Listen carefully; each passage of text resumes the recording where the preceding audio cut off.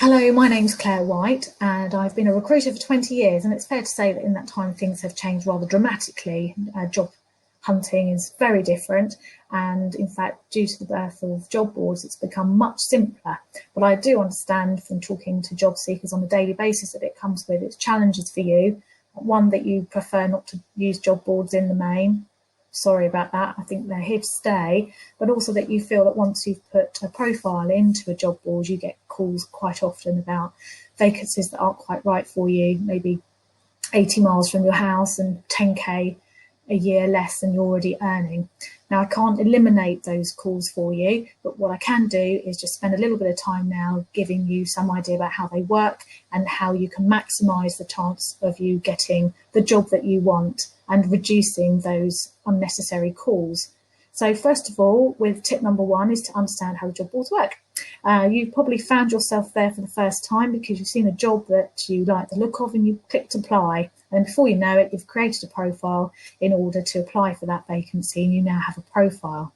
Perhaps you don't know is that people like myself, agency owners, hiring managers, and HR departments will pay a number of pounds per month in order to have access as license owners to that information. So if I have a vacancy for a client, I may not advertise it. I may decide to go outwardly and look for someone with the right skills and talent for that particular vacancy, people like you.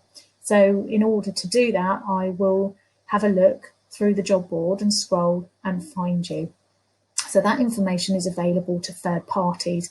And I tell you that because it's important that you then understand why I'm going to go through the next few points, why you need to be really careful about the information that you're supplying because it is being widely seen.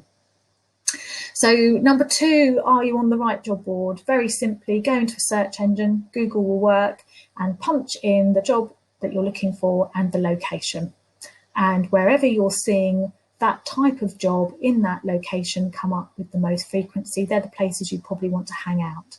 So if you're in a niche sector, you maybe already know which job board you need to be on. If you don't, and you probably only want to be on one or two, certainly initially, then do that little bit of research before you start. Number three, complete all the fields.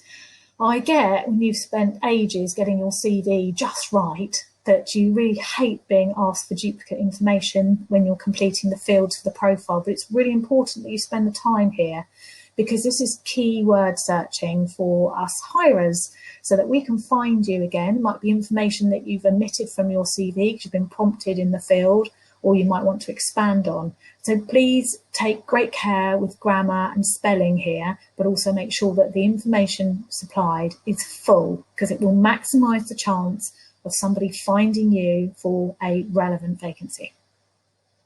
Number four, a profile. This is particularly important if you're working at a senior level because your value to a business is greater than your day-to-day responsibilities. So for example, I've used this example because I hire at senior finance level, but if you're a finance director, you will have done things such as process re-engineering, you will have done efficiencies through the businesses, you will have perhaps done a management buyout, you may have gone for VC funding, and all these things are additional skills that you can bring to the party, then add value, and somebody who's looking for someone with your skills will find you much more simply.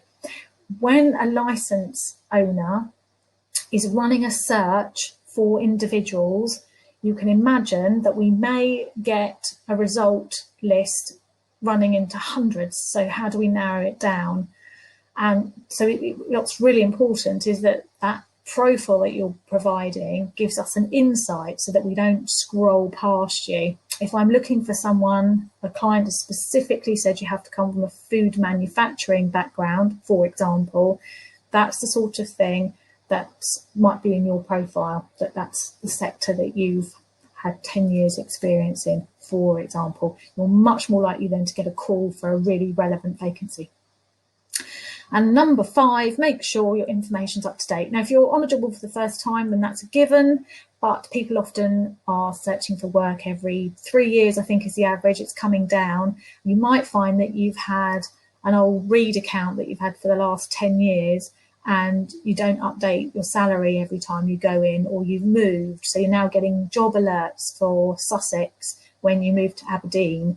So just be really careful that you're not just updating your CV when you're looking for a job again in those boards, but you're reviewing every single field and making sure that they're relevant. So I hope that's been helpful. Please link in with me. I'm happy to answer any questions, and I'll be back with some more help soon.